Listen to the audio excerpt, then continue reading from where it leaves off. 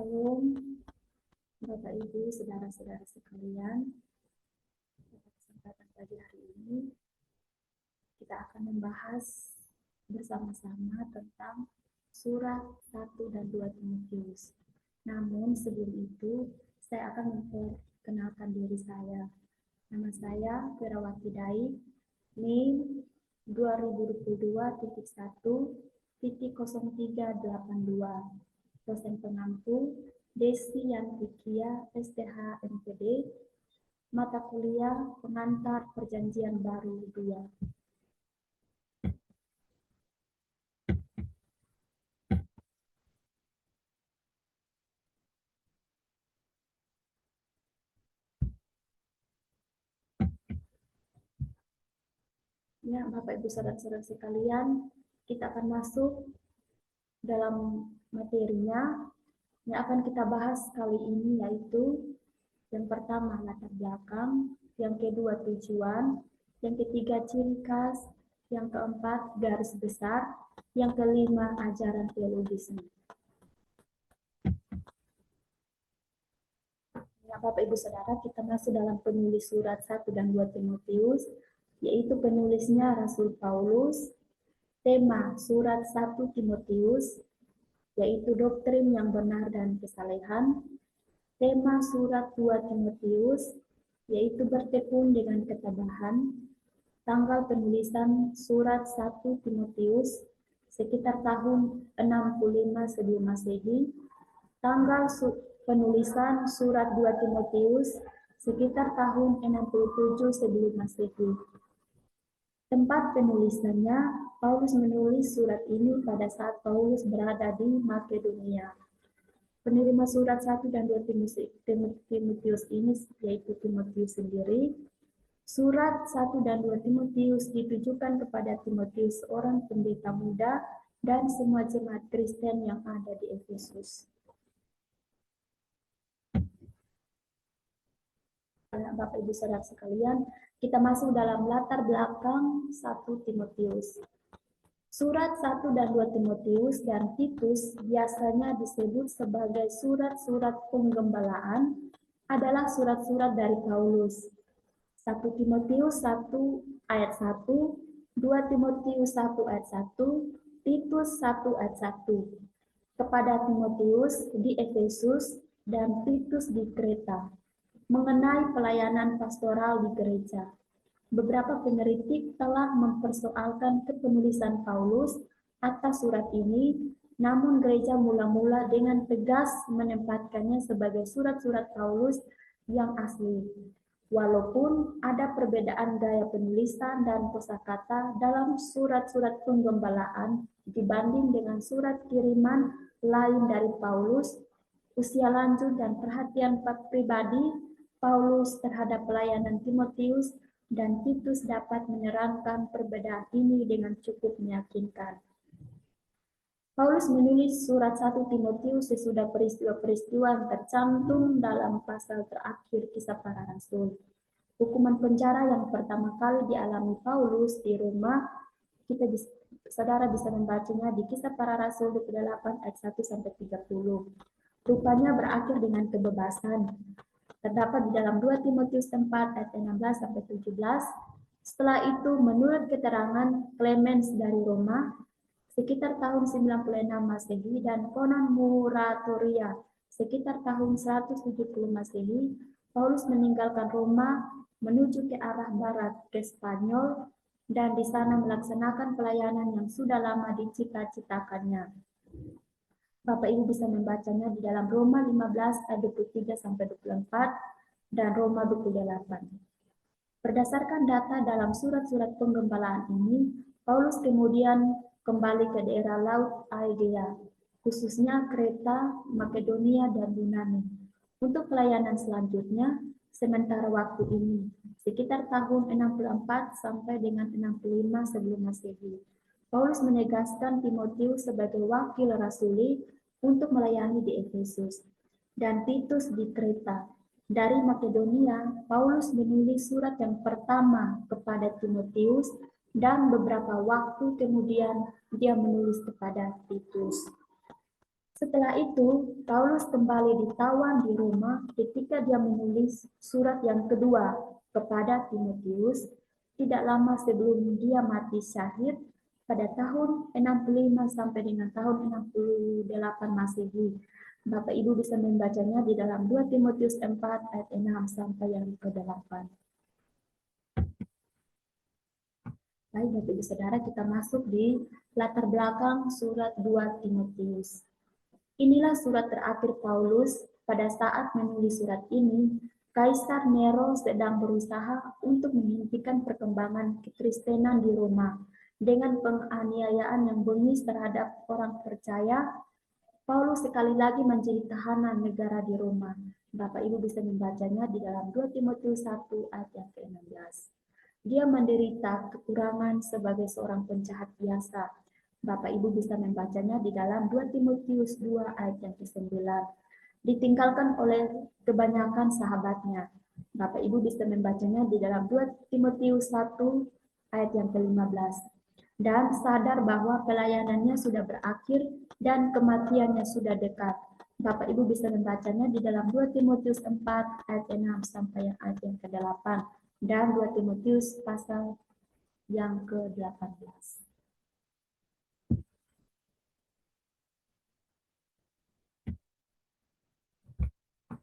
Tujuan Paulus menulis surat 1 Timotius, Bapak Ibu Saudara, kita masuk di dalam tujuan Paulus menulis surat 1 Timotius. Paulus mempunyai 3 maksud ketika menulis surat ini. Yang pertama, menasihati Timotius sendiri mengenai kehidupan pribadi dan pelayanannya. Yang kedua, mendorong Timotius untuk mempertahankan kemurnian Injil dan standarnya yang kudus dari pencemaran oleh guru palsu dan atau ajaran palsu.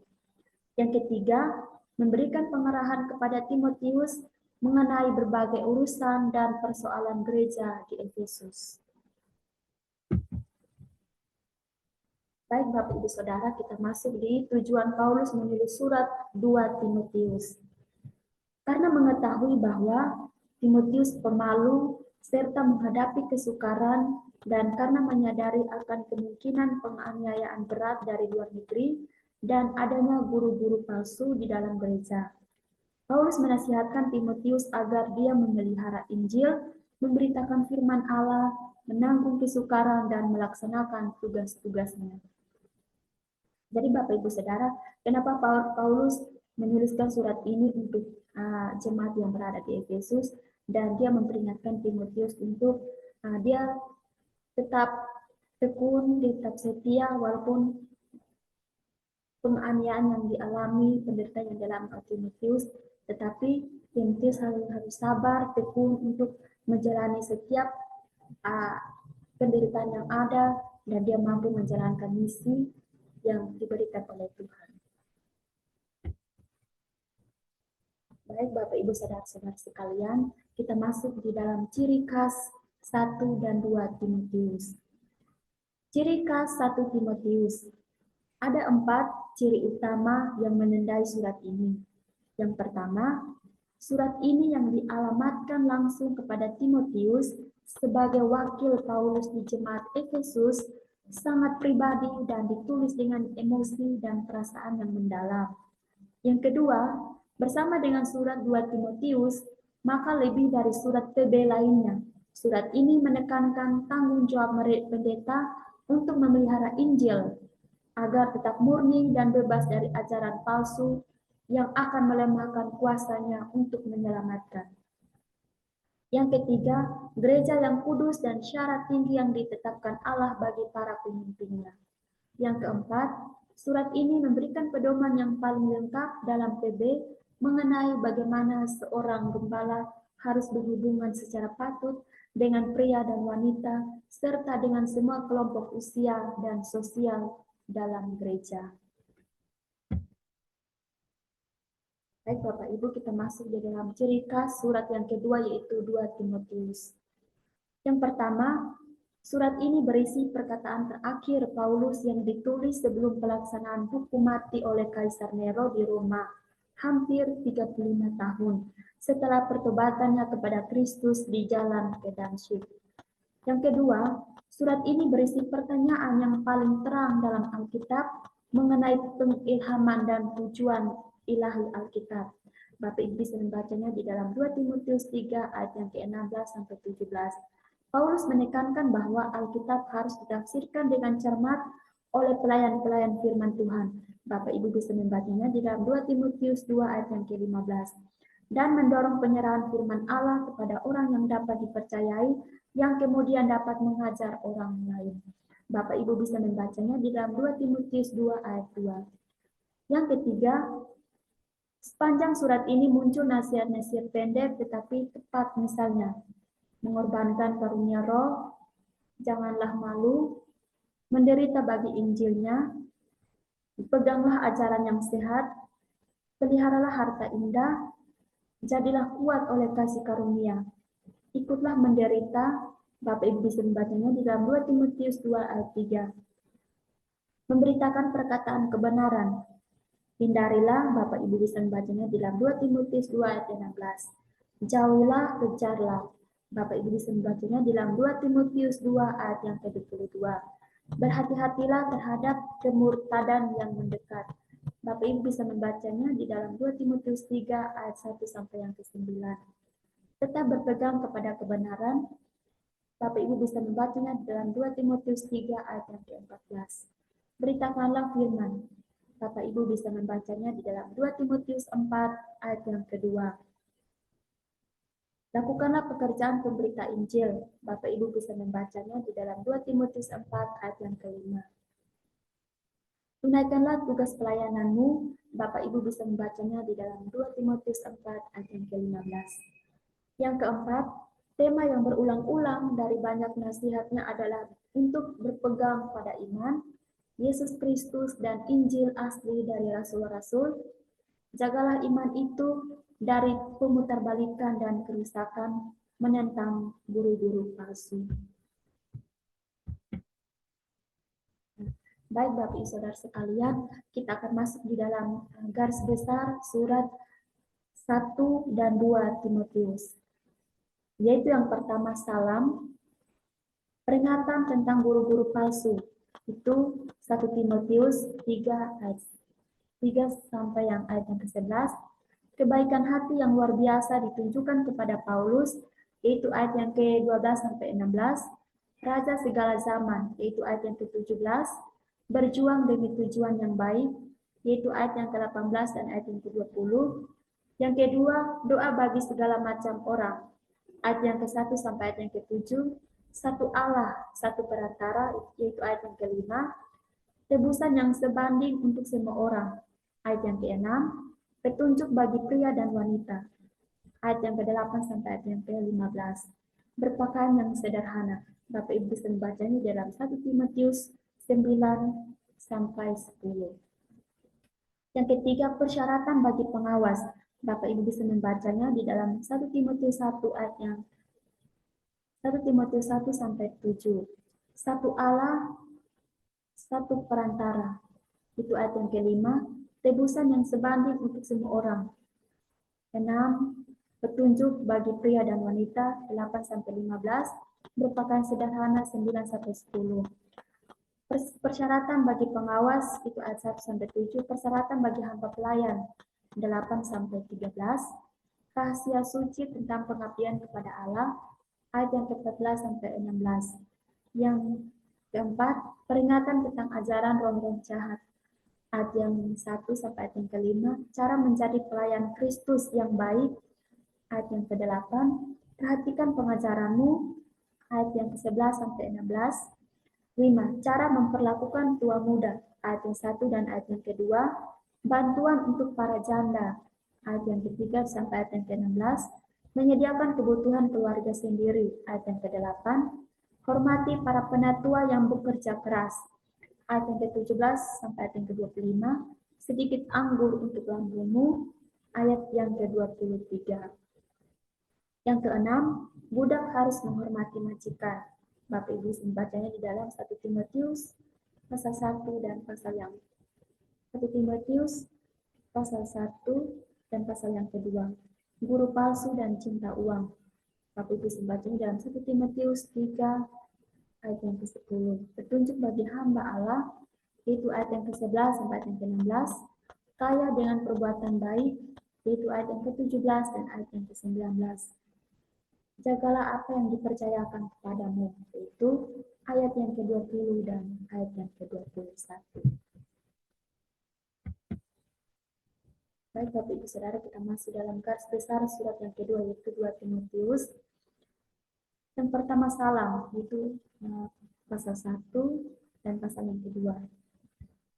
Paulus bersyukur atas iman Timotius, ayat yang ketiga dan ayat yang kelima, tetap bersemangat menggunakan karunia Allah, ayat yang ke-6 dan sampai ayat yang ke-11, terus berpegang pada ajaran yang benar, ayat yang ke-12 sampai ayat yang ke-14, musuh dan teman Paulus, ayat yang ke-15 sampai ayat yang ke-16. Yang kedua, percayakan berita itu kepada orang-orang yang bisa diandalkan, ayat 1 sampai ayat yang ke-7, bertekun mengalami penderitaan demi kabar baik. Ayat yang ke-18 sampai 13, menggunakan firman Allah dengan tepat. Ayat 4 sampai ayat yang ke-19, lari dari keinginan masa muda. Ayat 20 sampai ayat yang ke-22, cara menghadapi orang yang suka melawan. Ayat yang 23 sampai ayat yang ke-26. Yang ketiga, keadaan yang sulit dan berbahaya pada hari-hari terakhir. Bapak Ibu bisa membacanya di dalam 2 Timotius ayat yang pasal yang ke-1 sampai 7. Ikuti teladan Paulus dengan seksama. Ayat yang ke-8 sampai 13. Teruslah ikuti semua yang sudah kamu pelajari. Ayat 14 sampai 17. Seluruh isi kitab suci berasal dari Allah. Ayat yang ke-16. Yang keempat, laksanakan pelayanan mulai sepenuhnya. Ayat 1 sampai ayat yang ke-5, beritakan firman dengan bersemangat. Ayat yang kedua, salam penutup. Yaitu ayat yang 19 sampai ayat yang ke-22. Baik Bapak Ibu Saudara, kita masuk di dalam ajaran teologis dari surat 1 dan 2 Timotius. Ajaran teologis surat 1 Timotius. Terhadap munculnya ajaran sesat oleh para pengajar palsu, Paulus menugaskan Timotius supaya ia tetap setia, semakin rajin dan terus bertekun dalam mengajar jemaat. Gagasan Paulus adalah supaya Timotius melakukan pengajaran bukan hanya secara verbal saja, tetapi juga secara nyata. Jadi Bapak Ibu Saudara, Paulus menegaskan kepada Timotius untuk dia tetap setia, tetap bertekun untuk mengajar jemaat-jemaat yang ada di Efesus pada waktu itu. Karena adanya banyak pengajar palsu yang datang untuk mempengaruhi kehidupan jemaat di Efesus. Maka dari itu Paulus menegaskan bahwa Paulus harus mengajar jemaat yang ada di Efesus bukan dengan perkataan saja, tetapi melalui tindakan yang nyata agar jemaat yang ada di Efesus mereka percaya kepada Tuhan Yesus dan tidak percaya kepada pengajar guru-guru palsu yang ada pada saat itu. Lalu kita masuk di dalam ajaran teologi surat 2 Timotius. Bapak Ibu membacanya di dalam 2 Timotius 1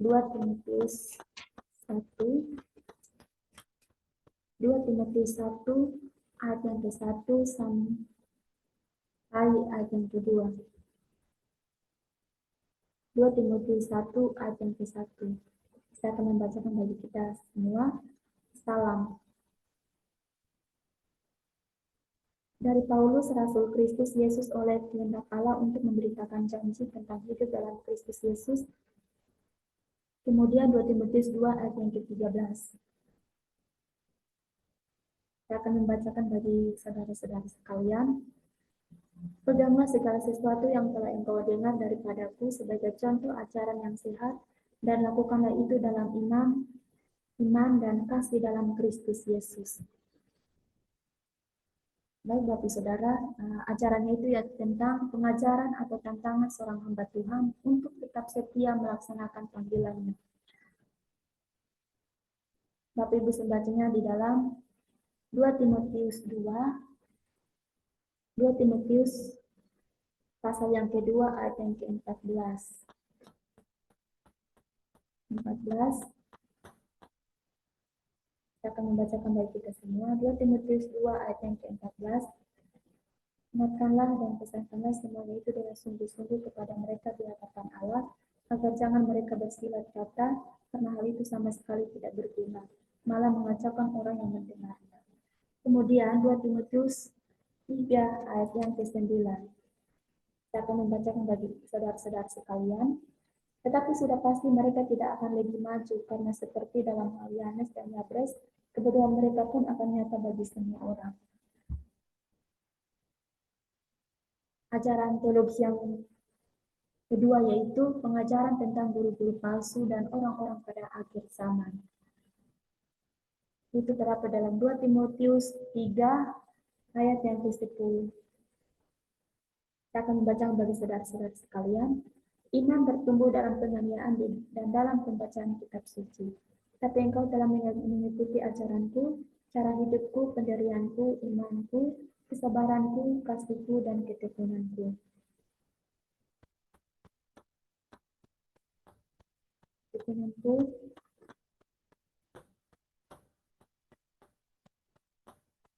Engkau telah ikut menderita penganiayaan dan sengsara seperti yang telah kuderita di Antioquia dan di Iconium dan di Listra. Semua penganiayaan itu kuderita dan Tuhan telah melepaskan aku daripadanya. Memang setiap orang yang mau hidup beribadah di dalam Kristus Yesus akan menderita aniaya, sedangkan orang jahat dan penipu akan bertambah jahat, mereka menyesatkan dan disesatkan. Tapi hendaklah engkau tetap berpegang pada kebenaran yang telah engkau terima dan engkau yakini, dengan selalu mengingat orang yang tidak mengajarkan kepadamu. Ingatlah juga bahwa dari kecil engkau sudah mengenal kitab suci yang dapat memberi hikmat kepadamu dan menuntun engkau kepada keselamatan oleh iman kepada Kristus Yesus. Segala tulisan yang diilhamkan Allah memang bermanfaat untuk mengajar, untuk menyatakan kesalahan, untuk memperbaiki kelakuan, dan untuk mendidik orang dalam kebenaran. Dengan demikian, tiap-tiap manusia kepunyaan Allah diperlengkapi untuk setiap perbuatan yang baik. Kemudian ajaran teologi yang kedua yaitu, yang ketiga yaitu pengajaran tentang perlengkapan seorang hamba Tuhan dan kegunaan dari firman Allah. Baik Bapak Ibu Saudara sekalian, kita akan masuk di yang terakhir yaitu kesimpulannya. Kesimpulan dari surat 1 dan 2 Timotius ini adalah, marilah kita belajar dari teladan Timotius, bagaimana Timotius berjuang untuk menyampaikan Injil kepada semua orang, dan begitu banyak sekali masalah yang dialami oleh Timotius. Akan tetapi Timotius tidak menyerah. Timotius tetap berjuang dengan ketekunan, kesabaran, ketaatan, dan kesetiaannya dalam menjalankan Injil atau misi daripada Tuhan. Marilah kita sebagai hamba Tuhan, kita mengikuti teladan dari Timotius dalam mengabarkan Injil bagi semua orang untuk kemuliaan bagi nama Tuhan. Jadi Bapak Ibu Saudara sekalian, kita boleh belajar dari Timotius bagaimana dia menjalani setiap proses atau dia menjalani setiap penderitaan yang dialami ketika dia memberitakan Injil kepada jemaat-jemaat yang ada di Efesus pada waktu itu. Dan pada waktu itu juga banyak ajaran-ajaran dari guru-guru palsu kepada jemaat yang ada di Efesus. Tapi Paulus dia menegaskan, dia mengutus Timotius untuk mengabarkan Injil, untuk mengajar jemaat-jemaat yang ada di Efesus pada waktu itu, supaya mereka jangan menyimpang dari ajaran tersebut, dan mereka boleh berbalik kepada Tuhan, dan mereka boleh bersama-sama memuji nama Tuhan. Dan Timotius ini melakukannya dengan setia, dengan ketekunannya, dengan kesabarannya, dengan ketaatan, kesetiaannya kepada Tuhan dalam menjalankan misi daripada Tuhan. Marilah kita belajar dari teladan Timotius ini. Marilah kita sebagai hamba Tuhan, kita harus tetap tekun, tetap setia, tetap sabar, tetap taat. Apapun yang menjadi proses kita sebagai hamba Tuhan, apapun masalah dalam setiap kehidupan kita, kita percaya bahwa Tuhan akan menyediakan sesuatu yang lebih baik untuk kehidupan kita bagi masa depan kita. Marilah kita berharap, kita percaya bahwa Tuhan akan selalu bersama-sama dengan kita. Tuhan akan memampukan kita untuk melakukan setiap pekerjaannya dalam memberitakan Injil. Terima kasih. Tuhan Yesus memberkati.